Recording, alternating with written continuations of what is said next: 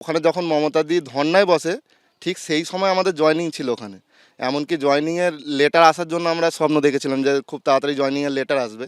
ঠিক সেই মুহূর্তে ওখানে আপনার ধর্না মঞ্চ থেকে এত পরিমাণে প্রেসার দেওয়া হয় যার জন্য রতন টাটা ওখান থেকে সরিয়ে নিয়ে যাওয়ার পরিকল্পনা করে। প্রতিমা আমরা জমি দেওয়ার পর আমাদের ট্রেনিং হয় 9 মাস আইটিআই হুগলি আইটিআই। তো ট্রেনিং কমপ্লিট হওয়ার পর আমাদেরকে অ্যাপ্রেন্টিস অন জব ট্রেনিং আমাদের এই অ্যাপয়েন্টমেন্ট লেটার দেওয়া হয়। এখানে প্রায় 6-7 মাস কাজ করার পর যখন এখানটা বন্ধ হয়ে যায় তখন এখানে কি কাজ করতেন আপনারা? আমি ছিলাম, আমার একটা ডিপার্টমেন্ট ছিল সিপিইডি। তো এখানে যখন বন্ধ হয়ে যায় তখন আমাদেরকে নিয়ে যায় পুনাতে। সেখানে আমি কাজ করেছিলাম 7 মাস। যখন আমার কমপ্লিট হয়ে যায় তখন সেখান থেকে আমি চলে আসি। নীলসাদা কারখানার ভেতরে চূড়ান্ত ব্যস্ততা, ভেতরে অ্যাসেম্বলি লাইনে পরপর দাঁড়িয়ে অসমাপ্ত গাড়ি, আর বাইরে শীতের সকালে কুয়াশা ধোঁয়াশার মাখামাখি। কারখানার ভোঁ পড়ল, এক ঝাঁক বক ডানা মেলল কারখানার পাশের ক্ষেত থেকে। আর ঠিক তখনই মর্নিং শিফটের কর্মীরা ঢুকলেন কারখানায়। নতুন ভোরে তাদের চোখে নতুন কিছু করার স্বপ্ন। এ যেন শিল্প আর কৃষির সম্পর্কের মাখামাখি। এসবই হতে পারত, কিন্তু হলো কই? যে সিঙ্গুর একসময় শিল্পের স্বপ্ন দেখেছিল, আজ সেখানেই স্বপ্নভঙ্গের নিস্তব্ধতা। তো আমরা ভাবতে পারি যে এত বড় একটা ফ্যাক্টরি 98% কমপ্লিট হয়ে যাওয়ার পর এখান থেকে বন্ধ হয়ে যাবে, এটা আমরা কিন্তু সম্পূর্ণ ভাবতে হয়নি। 2008 সাল, সিঙ্গুরে টাটাদের ছোট গাড়ি তৈরির কারখানা তখন সবে মাথা তুলছে। টাটারা ঘোষণা করে জমিদাতা স্থানীয় যুবকদের এই কারখানায় কাজ দেওয়া হবে। সেই মতো শুরু হয় ট্রেনিং। প্রতিমা আমরা জমি দেওয়ার পর আমাদের ট্রেনিং হয় 9 মাস আইটিআই হুগলি আইটিআই। তো ট্রেনিং কমপ্লিট হওয়ার পর আমাদেরকে অ্যাপ্রেন্টিস অন জব ট্রেনিং আমাদের এই অ্যাপয়েন্টমেন্ট লেটার দেওয়া হয়। এখানে প্রায় 6-7 মাস কাজ করার পর যখন এখানটা বন্ধ হয়ে যায় তখন এখানে কি কাজ করতেন আপনারা? আমি ছিলাম, আমার একটা ডিপার্টমেন্ট ছিল সিপিইডি।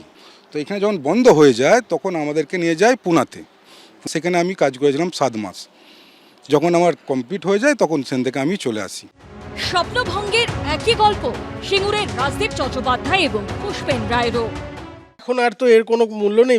এখন আমি এই অভিনয় পেশার সাথে যুক্ত আছি, ছোটোখাটো গ্রুপ থিয়েটারের সাথে যুক্ত আছি এবং টিভি সিরিয়াল, কিছু ওয়েব সিরিজ, মুভি কাজ করে থাকি।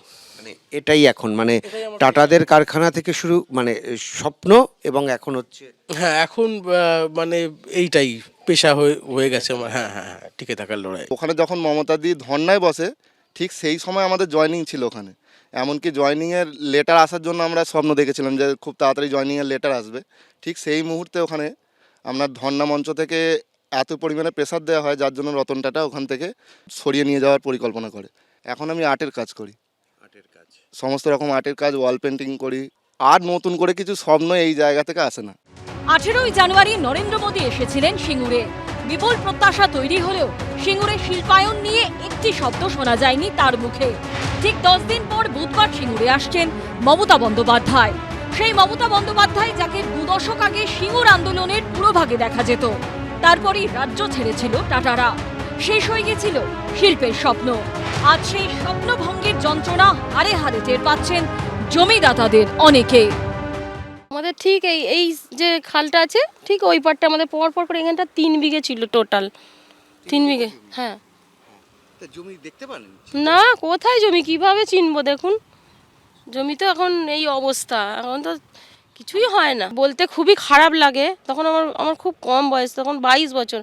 অনেক স্বপ্ন দেখেছিলাম এই সিঙ্গুরটাকে নিয়ে, কিছু একটা নিজের পায়ে করব বা দাঁড়াবো, আমাদের মহিলারাও দাঁড়াবে। যে সিঙ্গুর থেকে ন্যানো প্রজেক্টকে সরিয়ে নিয়ে যাওয়া হলো, তখন আমরা খুবই খুব কষ্ট পেয়েছিলাম। অলরেডি আমরা কান্নাকাটি, এমনকি হাঁড়ি পর্যন্ত আমাদের চড়েনি, রান্না পর্যন্ত হয়নি। প্রায় 4 বছর পর বুধবার সিঙ্গুরের মাটিতে পা রাখছেন মমতা বন্দ্যোপাধ্যায়। নরেন্দ্র মোদী শিল্প হওয়া নিয়ে কিছু বলেননি। এখন মমতা বন্দ্যোপাধ্যায় কি বলেন তার দিকে তাকিয়ে সিঙ্গুর। উজ্জ্বল মুখোপাধ্যায়ের রিপোর্ট, এবিপি আনন্দ, হুগলি। এবিপি আনন্দ, এগিয়ে থাকে, এগিয়ে রাখে।